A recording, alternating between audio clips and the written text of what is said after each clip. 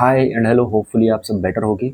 आज से मैं शुरू करने वाला हूँ क्लासिकल मैकेनिक्स और कई सारे एपिसोड्स होने वाले हैं क्लासिकल मैकेनिक्स के। हम हर एपिसोड में आप तक आपने जो भी न्यूटन्स लॉ ऑफ मोशन पढ़े हैं, क्लासिकल मैकेनिक्स के जो रूल्स पढ़े हैं, जो लॉस पढ़े हैं, उनको एक ढंग के अप्रोच के साथ सीखेंगे। किताबी जो आप बुक्स पढ़ लेते हो या एनसीईआरटी में पढ़ते हो कि कहाँ से क्या शुरू हो रहा कुछ पता ही नहीं चलता। यहाँ पे हम बेसिक इंट्रोडक्शन के साथ क्लासिकल मैकेनिक्स के बेसिक नेचर के साथ चीज़ें शुरू करेंगे। ये सारे लेक्चर्स जो होने वाले हैं, मेरे जितने भी लेक्चर्स मैं इसमें देने वाला हूँ, सारे एपिसोड जो हैं, पूरा का पूरा जो लेक्चर है वो बहुत ज़्यादा इंस्पायर्ड है मेरी फेवरेट फिजिसिस्ट लियोनार्ड सुसनकैंड की एक बुक है, ठीक है ना। बुक सीरीज है, नॉट ए सिंगल बुक, जिसमें 4 किताबें हैं। पहली किताब है सीरीज का नाम है, उनकी बुक सीरीज का नाम है थ्योरेटिकल मिनिमम, और उसमें पहली किताब जो है वो क्लासिकल मैकेनिक्स थ्योरेटिकल मिनिमम है। उसके बाद क्वांटम फिजिक्स थ्योरेटिकल मिनिमम है। उसके बाद special theory of relativity theoretical minimum है। और लास्ट बुक जो है वो है general theory of relativity theoretical minimum. आज हम जो है जिस किताब से मैं इंस्पायर्ड हूँ, ऑब्वियसली मैंने कहा मेरे फेवरेट फिजिसिस्ट हैं और मेरे फेवरेट ऑथर भी हैं लियोनार्ड सुसनकैंड। उनकी बुक है थ्योरेटिकल मिनिमम क्लासिकल मैकेनिक्स, और ये हैं हमारे प्यारे सुसनकैंड जी।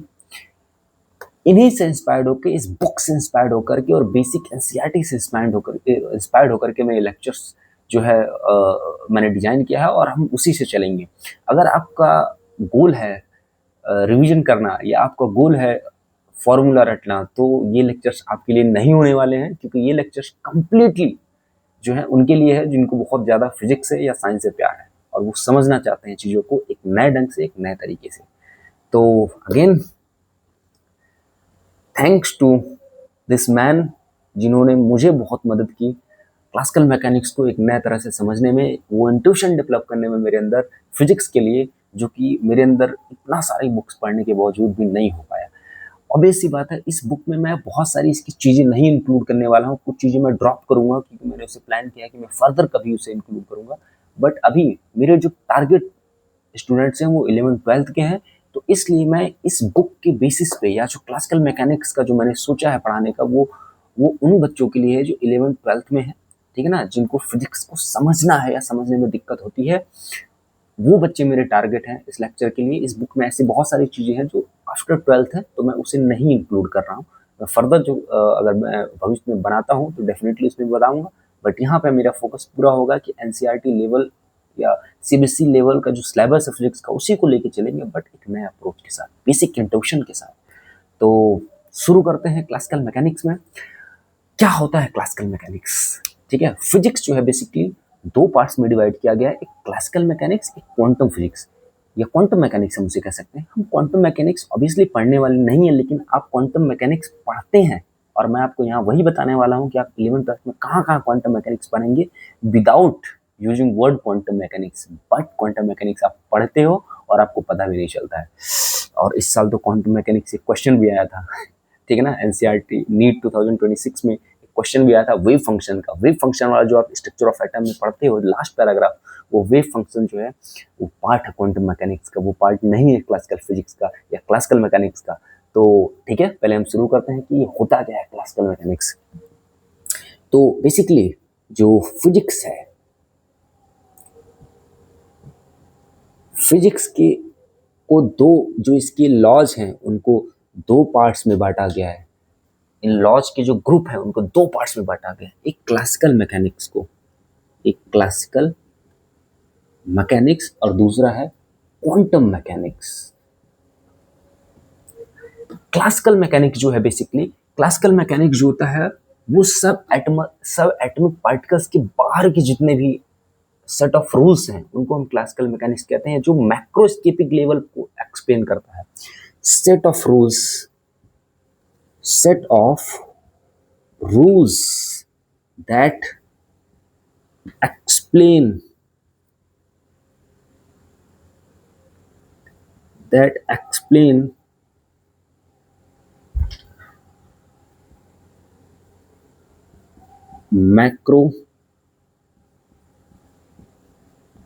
Macroscopic space. और क्वांटम फिजिक्स जो है वो क्या एक्सप्लेन करता है? Set of rules. Quantum mechanics is set of rules that explain सब एटॉमिक स्पेस।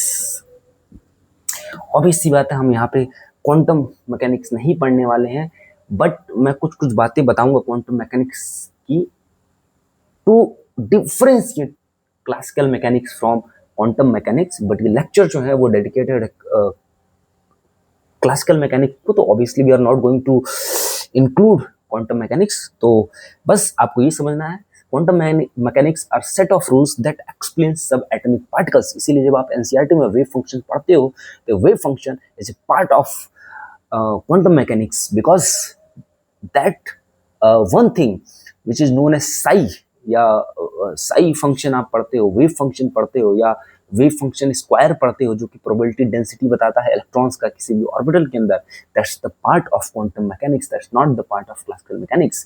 ठीक है ना, क्योंकि हम सब एटॉमिक पार्टिकल्स को क्लासिकल मैकेनिक्स के रूल्स से नहीं समझ सकते हैं। लिमिटेशंस हैं क्लासिकल मैकेनिक्स के, जो है वो न्यूटोनियन सेट ऑफ रूल्स हो, या फिर उसका जो इम्प्रोवाइज्ड वर्जन है, जो बेटर वर्जन है, जो कि जनरल थ्योरी ऑफ रिलेटिविटी है by Einstein, that also the part of classical mechanics. Wave function के अलावा जब आप मॉडर्न फिजिक्स पढ़ते हो, मॉडर्न फिजिक्स में जब आप पढ़ते हो फोटो इलेक्ट्रिक इफेक्ट, तो फोटो इलेक्ट्रिक इफेक्ट जो है, जो फिनोमिना है, वो भी पार्ट है तुम्हारा क्वांटम मैकेनिक्स का।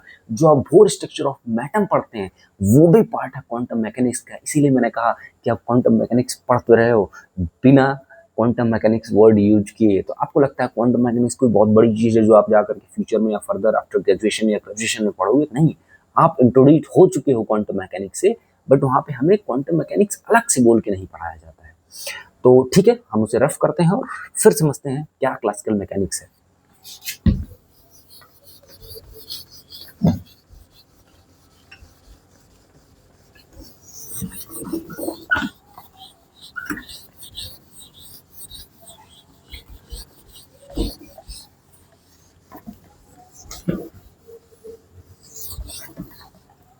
ओके, सो क्लासिकल मैकेनिक्स को मैं यहाँ पे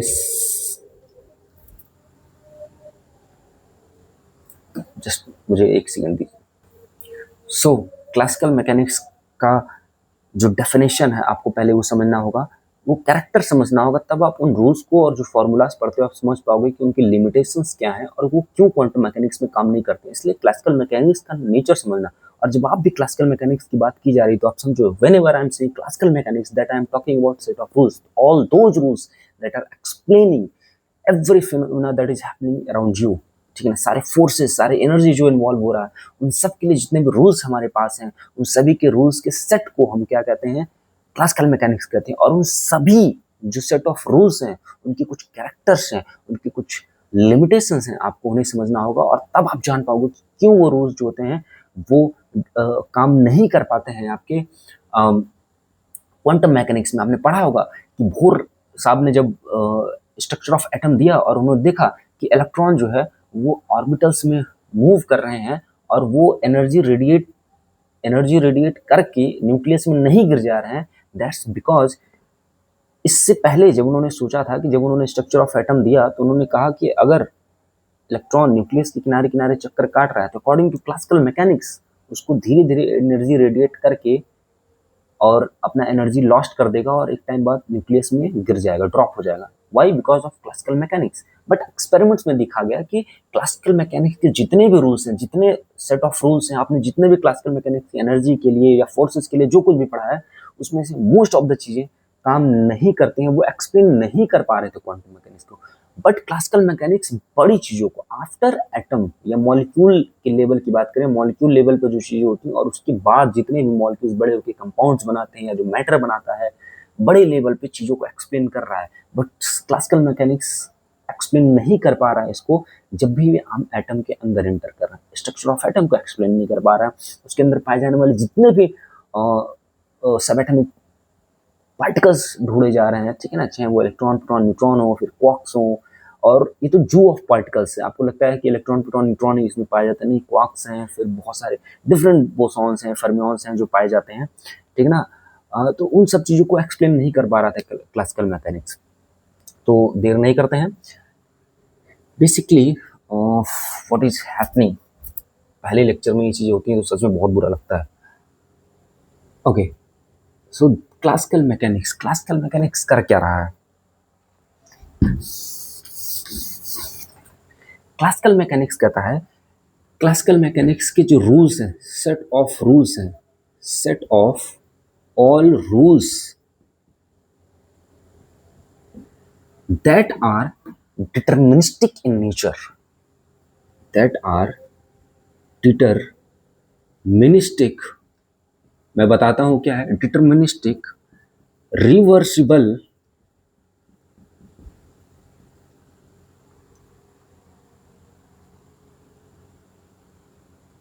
रिवर्सिबल इन नेचर। एक चीज और लिखना भूल गया, deterministic, reversible and continuous in nature. क्या होता है इन सभी का मतलब हम समझेंगे। कॉन्टिन्यूअस, कॉन्टिन्यूअस इन नेचर, जितने भी सेट ऑफ रूल्स होते हैं, जितने भी क्लासिकल मैकेनिक्स में हम रूल्स पढ़ते हैं, all rules of classical mechanics, सभी rules of classical mechanics, all rules of classical mechanics are deterministic, are reversible and are continuous in nature।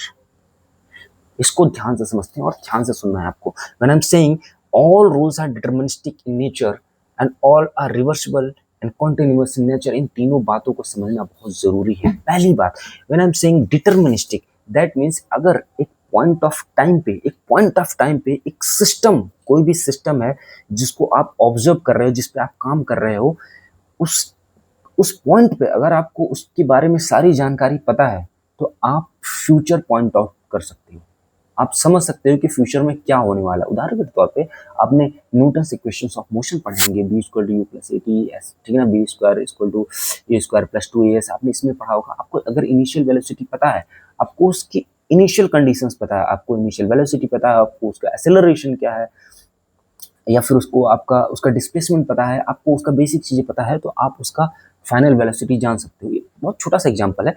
एक एग्जांपल देते हैं आपको। एक बॉलर बॉल कर रहा है और एक बैट्समैन है, ठीक है ना, वो उसको हिट करने वाला है, ठीक है। अगर आपको उस बॉल की वेलोसिटी पता है, आपको उसका डायरेक्शन पता है, मान लो एक बैट्समैन है जो कि बहुत उस सिस्टम के बारे में सब कुछ जानता है, उस बॉल के बारे में सब कुछ जानता है कि वो बॉल किस स्पीड से आ रही है, कहाँ पे हिट करेगी, तो वो ऑब्वियसली जो है अपना बैट उस तरह से घुमाएगा। एक जो स्किल्ड बैट्समैन होगा वो यही करता है, ठीक है। लेट्स सी, अगर वो कुछ वेरिएबल्स को कंसीडर नहीं करता है, जैसे कि वो एयर स्पीड, एयर को कंसीडर नहीं करता, विंड को कंसीडर नहीं करता है, तो ऑब्वियसली है वो मिस कर जाएगा, वो डिटरमाइन नहीं कर पाएगा। लेकिन अगर वो सारे फैक्टर्स को कंसीडर करता है कि एयर का जो है विंड की स्पीड क्या है, सामने से जो बॉल आ रही है उसकी स्पीड क्या है, उसकी डायरेक्शन क्या है, तो वो ये सारी चीज़ें जान करके डिटरमाइन कर सकता है कि उसको बल्ला किधर घुमाना है और उसमें 6 मार सकता है या चौका मार सकता है, जो भी होता है। Don't know too much about cricket, but वो डिटरमाइन कर सकता है after knowing the initial condition of whole system, ठीक है ना।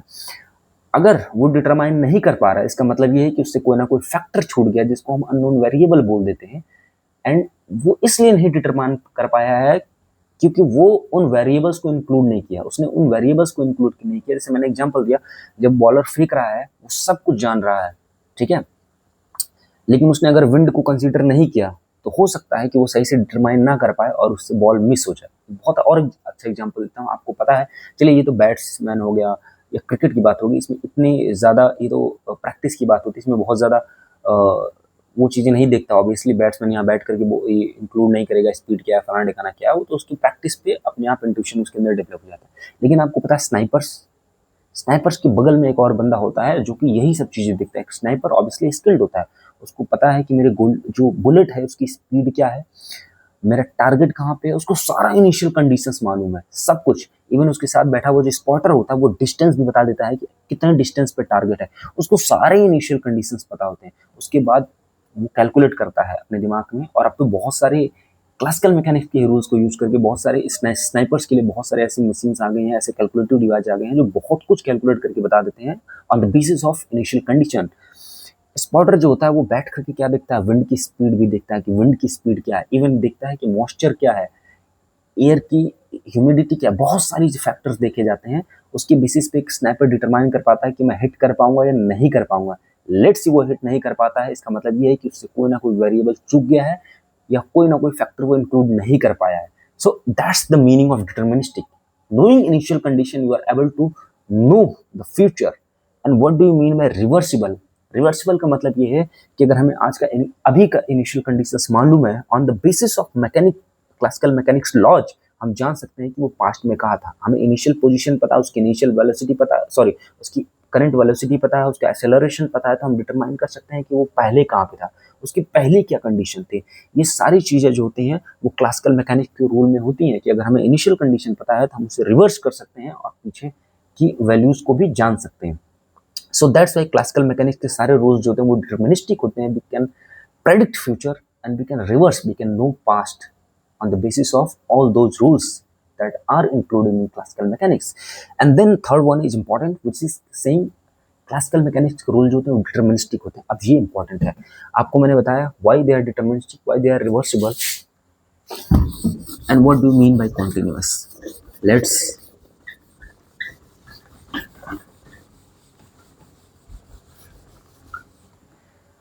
सो बेसिकली हम किसी भी इवेंट का, किसी भी सिस्टम का या कोई इवेंट जो हो रहा है उसका पास्ट,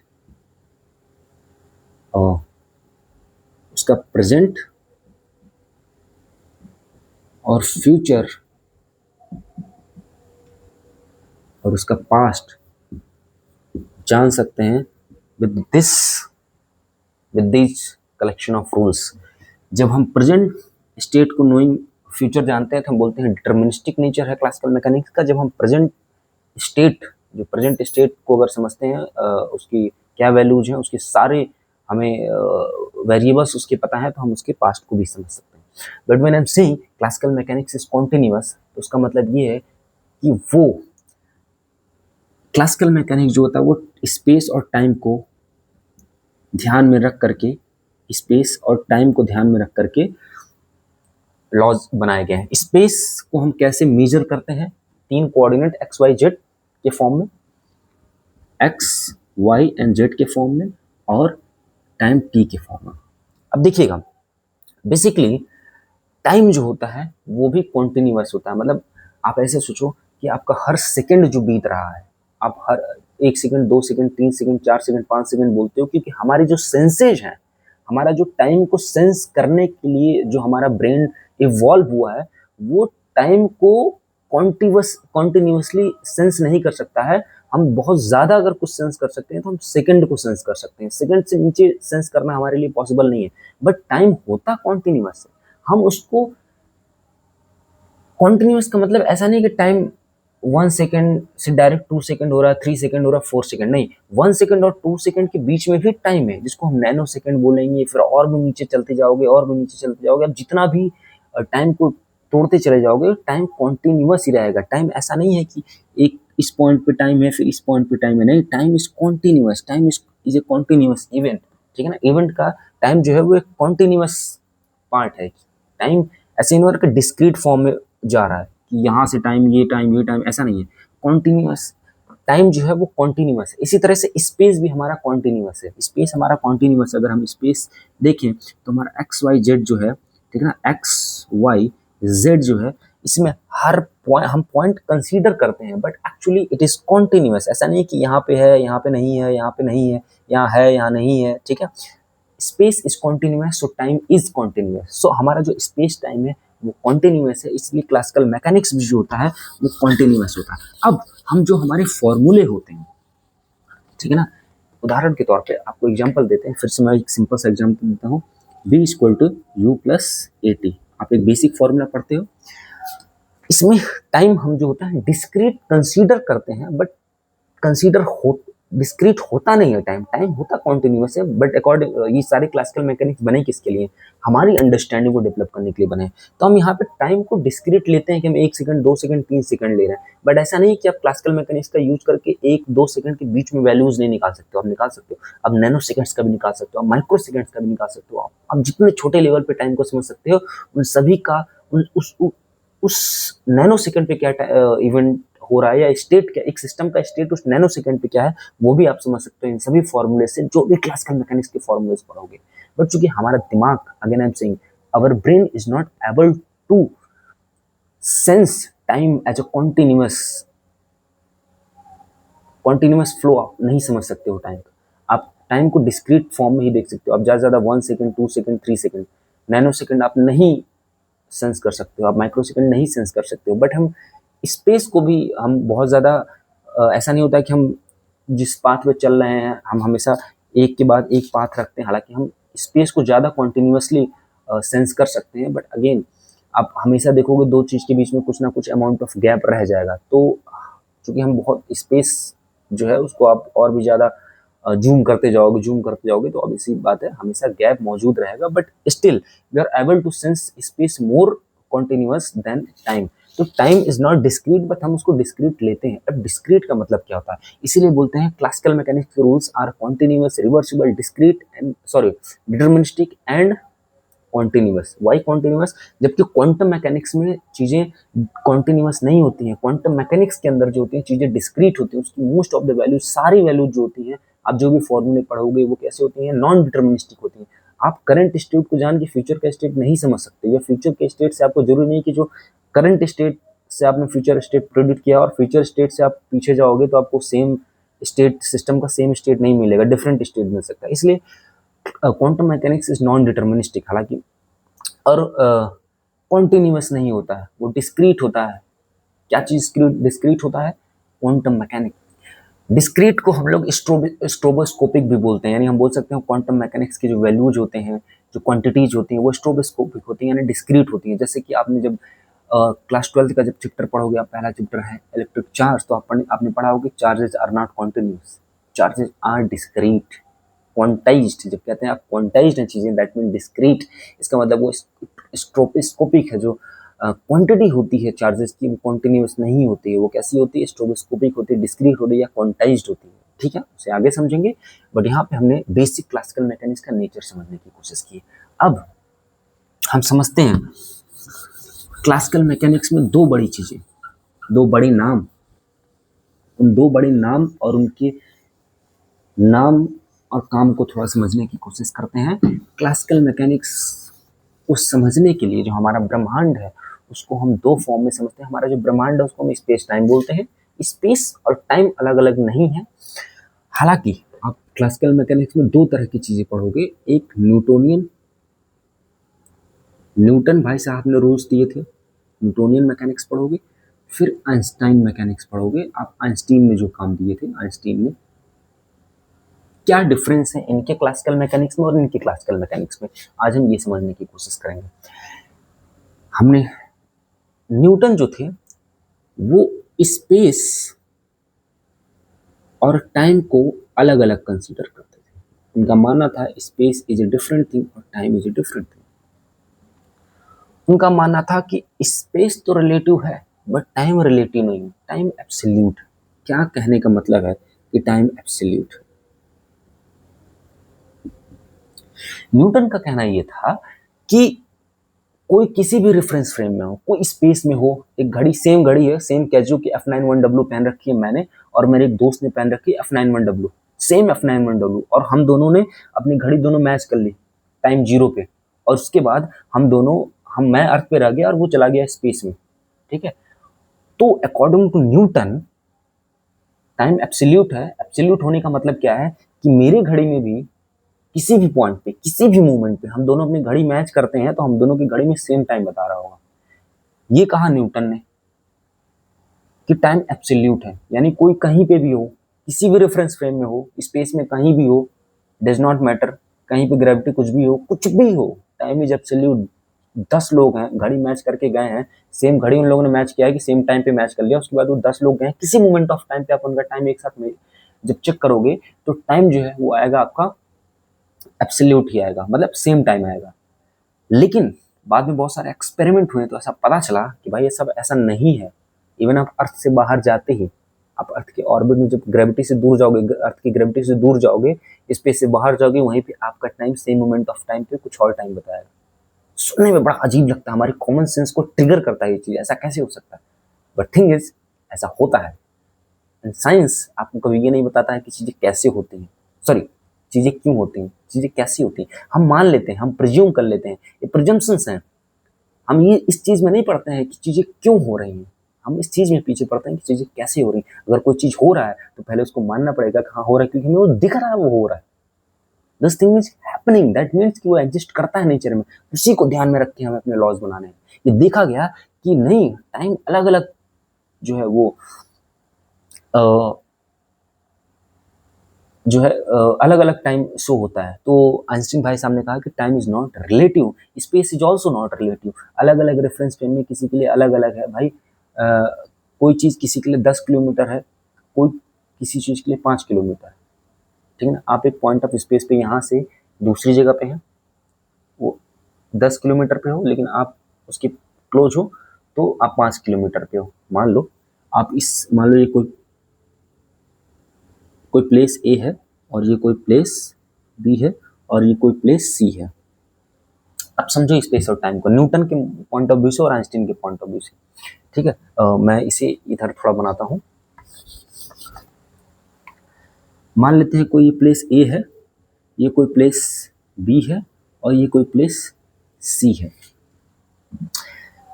अब ए और बी के बीच में डिस्टेंस जो है वो 10 किलोमीटर है, और बी और सी के बीच में डिस्टेंस जो है वो 5 किलोमीटर है। मान लो कोई पर्सन बी पे खड़ा है, कोई पर्सन ए पे खड़ा है, और कोई पर्सन सी पे खड़ा है। इसके पास अपना एक टाइम है, इसका अपने पास एक टाइम है, और तीनों ने अपना टाइम मिला लिया था एक जगह। किसी भी मोमेंट ऑफ टाइम पे इन दोनों के बीच में डिस्टेंस अलग है, इन दोनों के बीच में डिस्टेंस अलग है, ठीक है ना। ये बात न्यूटन भी बोलते हैं और आइंस्टीन भी बोलते हैं, और ये हमें दिख रहा है, इसमें कोई बहस वाली बात नहीं है। बहस वाली बात आती है टाइम पे। यानी स्पेस तो सबका अलग अलग हो सकता है, किसी ओरिजिन से सबका स्पेस अलग अलग हो सकता है, लेकिन न्यूटन ने कहा कि टाइम अलग अलग नहीं होगा। किसी भी मोमेंट ऑफ टाइम पे इसका भी टाइम सेम होगा, इसका भी टाइम सेम होगा, इसका भी टाइम सेम होगा, तीनों का टाइम सेम आएगा। जब आप एक ही मोमेंट पे अगर वो तीनों कम्युनिकेट करते हैं, समाउ किसी तरह से कम्युनिकेट करते हैं और अपना घड़ी मेजर करते हैं, तो अगर इसके में 1:10 बता रहा तो इसके में भी 1:10 बताएगा, और इसके में भी 1:10 बताएगा। पर आइंस्टीन ने कहा नहीं, space is relative, so time is. अगर ये ग्रेविटी से बहुत ज्यादा दूर है, अब मैं ये अभी हम इस पे नहीं जाना है कि क्यों टाइम जो है वो अलग अलग, या कैसे टाइम अलग अलग हो जाता है, तो वो अलग पढ़ोगे आप। स्पेशल थ्योरी और जनरल थ्योरी ऑफ रिलेटिविटी पढ़ोगे, उसमें जाओगे। अभी मान लो ये होता है, फैक्ट है, और स्टेब्लिश्ड हो चुका है, एक्सपेरिमेंटली स्टेब्लिश्ड हो चुका है कि न्यूटन भाई साहब टाइम को लेके गलत थे, आइंस्टीन टाइम को लेके सही थे।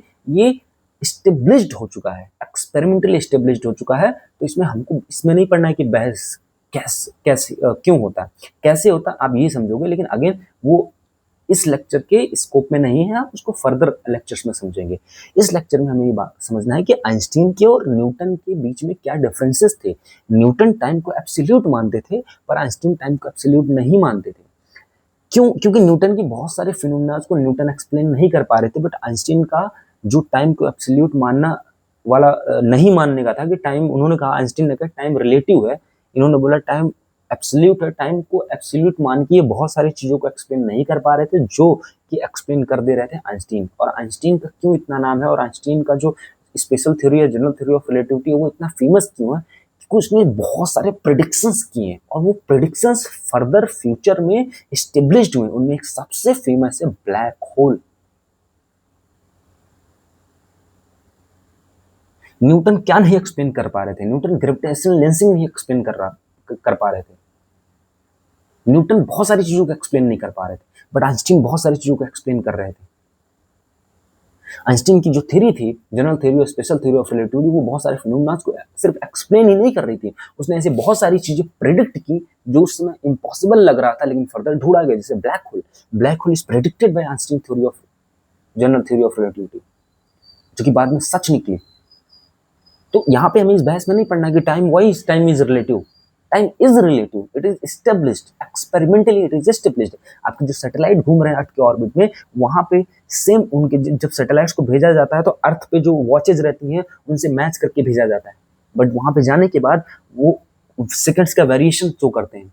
जो आपका उस सैटेलाइट से रिलेटेड पर्सन्स होते हैं, जो जहाँ पे ये सेंटर होता है, जहाँ पे मतलब कंट्रोल सेंटर होता है सैटेलाइट्स का, जो भी सैटेलाइट भेजा गया उस सैटेलाइट का एक कंट्रोल सेंटर होता है। वहाँ कंट्रोल सेंटर पे एक डेडिकेटेड पर्सन या जो भी होता है, एक डेडिकेटेड पर्सन होती है या टीम होता है जो टाइम मैच करता रहता है। अगर वो टाइम मैच ना किया जाए, जो वेरिएशन दिख रहा है वहाँ पे, उस वेरिएशन के हिसाब से यहाँ पे टाइम मैच करना पड़ता है अर्थ पे। अगर वो ना किया जाए तो वो सैटेलाइट से पूरा मिसकम्युनिकेशन, कम्युनिकेशन ही नहीं हो पाएगा ढंग से, बहुत सारी चीजें, पूरी इक्वेशन ही खराब हो जाएगी उस जो सैटेलाइट है उसके साथ। So it is established time is relative too. अभी जब आप ये पढ़ रहे हो, जब आप ये लेक्चर ले रहे हो, तो आपको ये नहीं समझना है कि ये चीजें कैसे हो रही है, क्योंकि हम इसे आगे समझेंगे क्लासिकल मैकेनिक्स में, आगे हम समझेंगे जब मैं आइंस्टीन की थ्योरी ऑफ रिलेटिविटी या जनरल थ्योरी ऑफ रिलेटिविटी समझाऊंगा। आपको यहाँ बस ये बताने का मकसद है कि why Newton Einstein are different. Again I am saying, इन्होंने टाइम को रिलेटिव माना, इसलिए स्पेस और टाइम को अलग मान रहे थे। स्पेस तो रिलेटिव था but time is not relative. Einstein ने कहा कि स्पेस और टाइम कोई अलग पार्ट चीज नहीं है, स्पेस और टाइम नहीं है, स्पेस और टाइम कोई अलग अलग चीज नहीं है। उन्होंने कहा एक चीज है, हमारा ब्रह्मांड एक चीज है, स्पेस टाइम। अब चूंकि स्पेस टाइम हम कितना भी बोल रहे हैं, स्पेस टाइम हमको, हम स्पेस को और टाइम को अलग अलग देखते हैं। हम बोलते हैं हमारा हमारा जो यूनिवर्स है वो 4D है। जब हम 4D बोलते हैं हमारा यूनिवर्स 4D है, या हम कभी कभी बोलते हैं हमारा, हम जनरली बोल देते हैं यूनिवर्स 3D है, तो हम टाइम को अलग कर देते हैं। क्यों? क्योंकि हम हमारा नॉर्मल जो कॉमन सेंस है वो XYZ को कंसीडर करता है, टाइम को कंसीडर ही नहीं करता। जो हम 4D बोलते हैं तो हम सोचते हैं कोई बड़ी चीज। 4D का मतलब हो गया कि तीन तुम्हारे XYZ coordinate, 3 dimension, spatial dimension और एक टाइम डायमेंशन। इन जनरल जब 4D की बात हो भी रही होती है, जैसे आपने टेसरेक्ट फलाना ढिकाना सुना होगा, तो जब 4D की बात हो भी रही होती है तो वहाँ पे 4D स्पेशल डायमेंशन की, तो एक्चुअल 4D जो आप बोल रहे होते हो अगर वो स्पेशल डायमेंशन है तो 4D मतलब 5D, क्योंकि आप स्पेशल डायमेंशन भूल जाते हो। आप 4D जब बोलते हो और आपको बताना होगा कि आप स्पेशल सिर्फ डायमेंशन की बात कर रहे हो या प्रॉपर 4D स्पेस की। जब 4D स्पेस बोला जाएगा, 4D स्पेस, तो इसका मतलब 4D स्पेस टाइम है, दैट इज 5 डायमेंशनल। आपको टाइम इंक्लूड करना पड़ेगा। हमारा स्पेस 3D है बट हमारा यूनिवर्स 3D नहीं है, हमारा यूनिवर्स 4D है। Our universe is not space, our universe is space time, 3 spatial and 1 temporal dimension। 3D space ठीक है, but universe is not 3D space, universe is 4D space। Are you getting what I'm saying? Einstein ने यही कहा। Einstein ने कहा कि space और time अलग अलग नहीं है, स्पेस भी रिलेटिव और टाइम भी रिलेटिव है। जैसे एक अलग अलग जगहों पे सबका अलग अलग पोजीशन होगा, उसी तरह से टाइम भी सबका अलग अलग होगा। इसी को आइंस्टीन ने कह दिया कि 4D space time, there is nothing space and time, space time. उन्होंने, आइंस्टीन ने ये देखा, सॉरी न्यूटन ने बोला कि XYZ and time two different things, XYZ and time. Einstein ने कहा नहीं, time is not time is not absolute, time is relative. उन्होंने बोला our space is made up of XYZ, time is a part of space, time is a integral part of your universe. और उसके basis पे उन्होंने जब अपने equations बनाए, Einstein equations बनाए, तो आइंस्टीन इक्वेशंस में बहुत सारी चीजें एक्सप्लेन की। होपफुली इस लेक्चर में आपने चीजें सीखी जो मैं सिखाना चाहता था, जो मैं बताना चाहता था। इस लेक्चर का मकसद ही था क्लासिकल मैकेनिक्स के बेसिक नेचर को समझना। कैसे क्लासिकल मैकेनिक्स में आप जब दो चीजें पढ़ते हैं, न्यूटन और आइंस्टीन को, तो कैसे ये दोनों इक्वेशंस अलग हैं।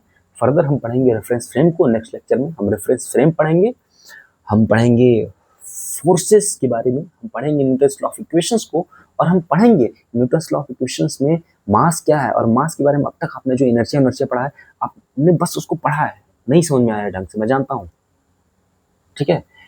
हम पढ़ेंगे एक नए तरीके से। मैं न्यूटन्स के इक्वेशंस ऑफ मोशंस को रिलेट करूंगा आइंस्टीन के इक्वेशन ऑफ मोशन से। और ये जो इंट्यूशन में आपके अंदर डेवलप करने वाला हूं इन चीजों को लेकर के, वो बहुत आउट ऑफ सिलेबस नहीं है। आपके 11th 12th का सिलेबस जो